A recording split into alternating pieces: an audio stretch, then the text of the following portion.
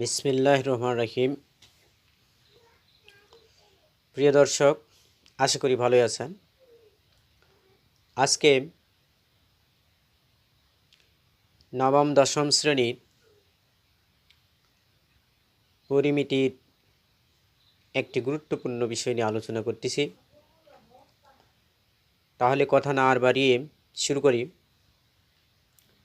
সুষম বহুভুজের ক্ষেত্রফল নির্ণয়। সুষম বহুভুজের বাহুগুলোর দৈর্ঘ্য সমান, আবার কোণগুলোও সমান। n সংখ্যক বাহু বিশিষ্ট সুষম বহুভুজের কেন্দ্র ও শীর্ষবিন্দুগুলো যোগ করলে n সংখ্যক সমদ্বিবাহু ত্রিভুজ উৎপন্ন হয়। সুতরাং সুষম বহুভুজের ক্ষেত্রফল ইকুয়াল টু n গুণন একটি সমবাহু ত্রিভুজের ক্ষেত্রফল। এখানে দেখেন A B C D E F, এখানে ডট ডট দেওয়া আছে, তার মানে আরও বাড়ানো যেতে পারে। তার মানে এটা একটা সুষম বহুভুজ যার 1 2 3 4 5 ডট, এটা একটা হলো সুষম বহুভুজ যার এই বাহুগুলি হলো n সংখ্যক বাহু। তাহলে মনে করি A B C D E F dot dot একটি সুষম বহুভুজ যার কেন্দ্র হলো ও, যার কেন্দ্র হচ্ছে ও, বাহু হলো n সংখ্যক এবং প্রতিটি বাহুর দৈর্ঘ্য হচ্ছে এ। তাহলে দেখেন ও এম আর ও বি যোগ করি, তাহলে আমরা পাবো ত্রিভুজ এ ও বি একটা ত্রিভুজ পাই। ধরি এ ও বি এই ত্রিভুজের উচ্চতা হচ্ছে O N equal to H এবং এই ত্রিভুজটার কোণ ও এ বি হচ্ছে থিটা কোণ। এখন এরকমভাবে এটা যোগ করলে এখানে একটা কোণ ত্রিভুজ পেতাম, এখানে এইভাবে একটা যোগ করলে এটা একটা ত্রিভুজ পেতাম। অর্থাৎ এই একটি ত্রিভুজের ক্ষেত্রফল দেখেন, লক্ষ্য করলে বুঝতে পারবেন, ওটা আমি লিখে রাখছি। তাহলে ও এ বি একটা ত্রিভুজ। এই ত্রিভুজের দেখেন ও এন লম্ব যদি টানা হয় তাহলে এই উচ্চতা হচ্ছে ও এন, যাকে আমরা এইচ ধরলাম। এই কোণটা ও এ বি কোণটা থিটা কোণ, আর এ বি বাহু হচ্ছে এ। তাহলে এই ত্রিভুজের দেখেন এ বি এউ বি এর ক্ষেত্রফল হচ্ছে হাফ, ভূমি হচ্ছে এ আর উচ্চতা হলো এইচ। তাহলে এখানে একটা ত্রিভুজ দেওয়া আছে ও এ এন, এটা একটা সমকোণী ত্রিভুজ। এই সমকোণী ত্রিভুজের এটা যেহেতু এইচ লম্ব, তাহলে আমরা ত্রিকোণমিতির সূত্র থেকে আমরা জানি ট্যান থিটা ইকুয়াল টু লম্ব ও এন ভাগ এ, লম্ব ভাগ ভূমি। তাহলে লম্বের পরিমাণ ও এনটা হলো এইচ আর এ এন হচ্ছে, যেহেতু এ বিটা হচ্ছে এ, তাহলে আমরা জানি যেহেতু এই বাহু, এই ত্রিভুজে এই বাহু আর এই বাহু সমান, তাহলে এই শীর্ষবিন্দু থেকে এ বি এর উপর লম্ব টানলে এই এ বি বাহুটাকে সমান দুই ভাগে ভাগ করবে। যদিও আমার এখানে চিত্রটা সমান হয় নাই, তার মানে এ এনটা হবে এর অর্ধেক, তার মানে এ এন সমান এ ভাগ 2।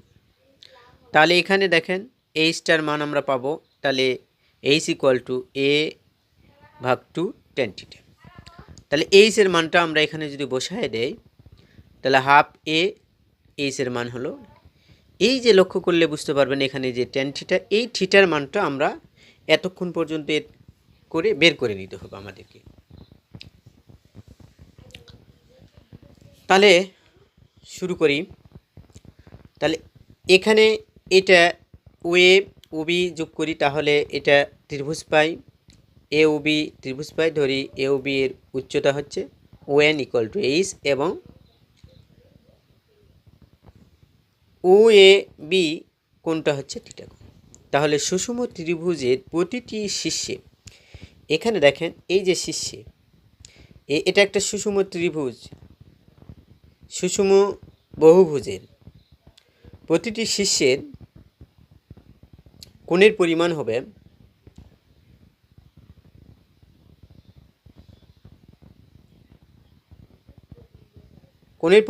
এটা যদি থিটা কোণ হয়, তাহলে এখানে দেখেন এই কোণটা আর এটা, তাহলে এটা একটা শীর্ষ কোণ, তাহলে এই কোণটা দেখেন এটা থিটা হয়, তাহলে এই একটা থিটা, তাহলে টোটাল এই কোণের পরিমাণ হবে 2 থিটা, অর্থাৎ সুষম বহুভুজের হবে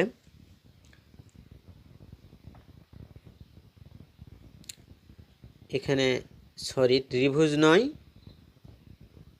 বহুভুজের প্রতিটি শীর্ষে উৎপন্ন কোণের পরিমাণ হবে থিটা। তার মানে এখানে একটা শীর্ষ, এটা একটা শীর্ষ, এইটা একটা শীর্ষ, এইটা একটা শীর্ষ, এইটা একটা, এইটা, অর্থাৎ এরকম প্রত্যেকটা শীর্ষে যদি এই থিটাটা আমরা ধরে নেই ও এ বি, তাহলে এটা থিটা যদি ধরি তাহলে এটাও ওই থিটার পরিমাণ, তার মানে টোটাল 2 থিটা হলো। তাহলে এই জন্য সুষম বহুভুজের প্রতিটি শীর্ষে উৎপন্ন কোণের পরিমাণ হবে 2 থিটা। তাহলে সুষম বহুভুজের এরকম n সংখ্যক শীর্ষ থাকবে, যেহেতু n সংখ্যক বাহু, যতগুলি বাহু থাকবে ততগুলি শীর্ষ কোণ থাকবে, একটা শীর্ষ একটা শীর্ষ, তাহলে n সংখ্যক শীর্ষের কোণের সমষ্টি হবে, তাহলে যেহেতু একটা কোণের পরিমাণ 2 থিটা, তাহলে n সংখ্যক কোণের পরিমাণ তাহলে 2 থিটা গুণন n, তার মানে 2 থিটা n, এবং সুষম বহুভুজের কেন্দ্রে উৎপন্ন কোণের পরিমাণ হবে 4 সমকোণ, অর্থাৎ 4 সমকোণ।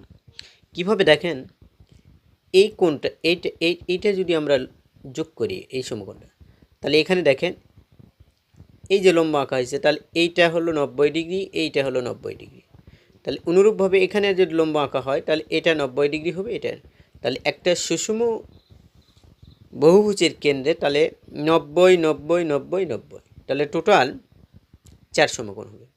আবারও দেখেন লক্ষ্য করলে এই শীর্ষবিন্দু আর এই শীর্ষবিন্দু যোগ করা হয় তাহলে কেন্দ্র উঠে যাবে, আবার এই প্রত্যেকটা শীর্ষবিন্দু যোগ করলে তাহলে এইটাই যোগ করে দেখি, তাহলে এইটার থেকে এটা লম্ব আঁকার ফলে এখানে আমার 90 ডিগ্রি হয়েছে, এটা একটা সরল কোণ, এটা একটা সরল কোণ, এই পারে একটা সরল কোণ, এই পারে একটা সরল কোণ, মানে আমরা জানি এক সরল কোণ সমান 2 সমকোণ, তাহলে এই পারে একটা সরল কোণ সমান 2 সমকোণ, তার মানে 2 সমকোণ 2 সমকোণ 4 সমকোণ, তার মানে এই জন্য সুষম বহুভুজের কেন্দ্রে উৎপন্ন কোণের পরিমাণ হচ্ছে 4 সমকোণ।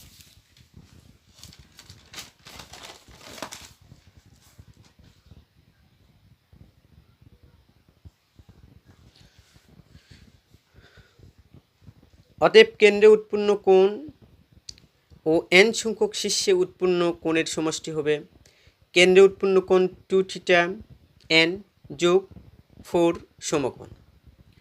এখন ত্রিভুজ এ ও বি এর 3 কোণের সমষ্টি সমান 2 সমকোণ। আমার যে ত্রিভুজটা আছে এ ও বি এর, আমরা জানি একটা ত্রিভুজের 3 কোণের সমষ্টি সমান সমান 2 সমকোণ, তাহলে এরূপ ওই সুষম বহুভুজে n সংখ্যক ত্রিভুজ থাকবে, আর n সংখ্যক ত্রিভুজের কোণের সমষ্টি সমান হবে, তাহলে একটা ত্রিভুজের কোণের সমষ্টি যদি 2 সমকোণ হয় তাহলে n সংখ্যক কোণের সমষ্টি 2 গুণন n, তার মানে 2n সমকোণ। এখন সত্যমতে এই কোণের পরিমাণ আর আগের যে কোণটা হলো এই সমকোণ সমান সমান হবে, তাহলেই আমার এখান থেকে থিটার মানটা বের করে নিতে হবে বা বের করতে পারবো, কেননা আমার ওই ত্রিভুজের ক্ষেত্রফল নির্ণয় করতে হলেই হাফ ভূমি গুণন উচ্চতা, আর উচ্চতার মান আসতেছে ট্যান থিটা, এখানে থিটার মানটা আমাকে বসাতে হবে, এই জন্য আমার এই থিটার মানটা এই সত্য থেকে থিটার মানটা আমরা বের করব।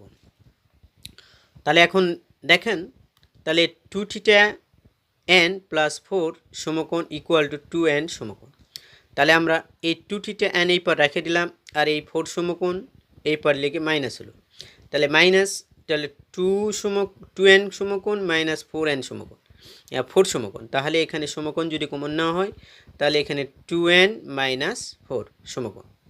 তাহলে এখানে যেহেতু শুধু আমরা থিটার মান জানবো, তাহলে এখানে থিটাটা রেখে দিয়ে 2n দ্বারা এই পার ভাগ করে দিলাম, তাহলে সমকোণ, তাহলে এখানে থিটা ইকুয়াল টু হচ্ছে 2n মাইনাস 4 ভাগ 2n ইকুয়াল টু, আমরা জানি এক সমকোণ সমান 90 ডিগ্রি হয়, তাহলে এইটা এখন এই 2n দ্বারা এখানে ভাগ করলে 2n দ্বারা এখানে এই 2n যদি এই 2n এর নিচে যায় তাহলে 1 হবে, মাইনাস এই 4 এর নিচে যদি 2n যায় তাহলে এখানে এই 2 দিয়ে কাটলে 4 কাটলে 2 হবে, আর নিচে n থাকলো, আর এই সমকোণ এই সমকোণ 90 ডিগ্রি, 90 ডিগ্রি তাতে গুণ করলাম, তাহলে এই 90 ডিগ্রি আর 1 গুণ করলে 90 ডিগ্রি, মাইনাস এটা গুণ করলে 180 মাইনাস n, তাহলে অতএব থিটার পরিমাণ আমরা এটা পেলাম।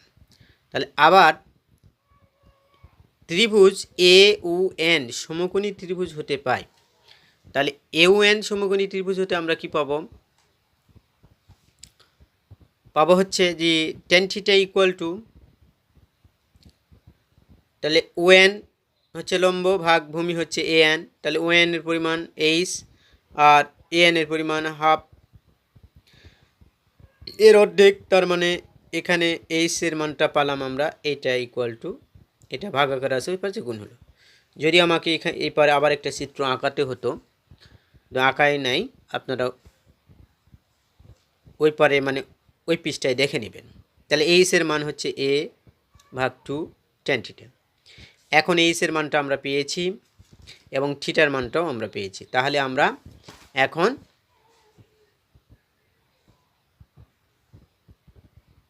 ক্ষেত্রফল নির্ণয় করতে পারবো। অতএব ত্রিভুজ এ ও বি এর ক্ষেত্রফল হচ্ছে হাফ, ভূমি হচ্ছে এ আর এইচ হলো উচ্চতা, তাহলে হাফ এ তো এই থাকলো, আর এইচ এর মান এ ভাগ 2 tan থিটা, তাহলে এখানে হাফ থাকলো, এ থাকলো, এখানে এ ভাগ 2 থাকলো, এখানে tan, এই tan থিটার মান হচ্ছে 90 ডিগ্রি মাইনাস 180 ডিগ্রি ভাগ n।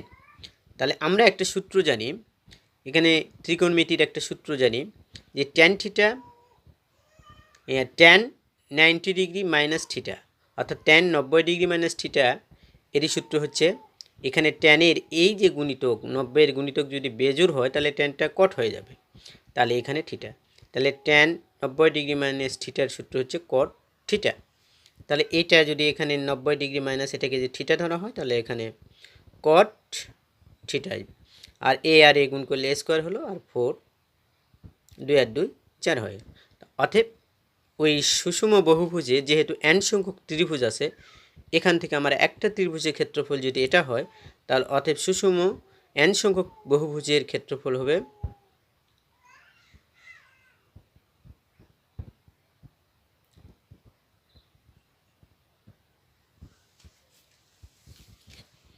এখানে বিষয়টা হচ্ছে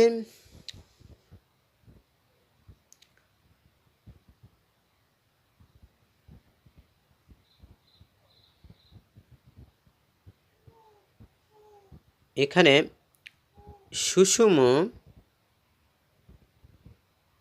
বহুভুজে n সংখ্যক ত্রিভুজের এখানে হবে আপনার ত্রিভুজের ক্ষেত্রফল, তার মানে n সংখ্যক ত্রিভুজের ক্ষেত্রফল বের করা মানেই সুষম বহুভুজের ক্ষেত্রফল বের করা। তাহলে একটা ত্রিভুজ এটা, তাহলে n সংখ্যক ত্রিভুজের ক্ষেত্রফল, তার মানে এটা n এর মান হলো এটা, আর এটার মান স্কোয়ার ভাগ 4 কট 180 ডিগ্রি মাইনাস থিটা n, তাহলে এটা এ আর এটা গুণ করলে এটা হয়ে গেল 4। এটা আশা করি বিষয়টি বুঝতে পেরেছেন। আবারও আরেকদিন নতুন একটা সমস্যা নিয়ে আলোচনা করব। আজকে এখানেই বিদায়। আল্লাহ হাফেজ।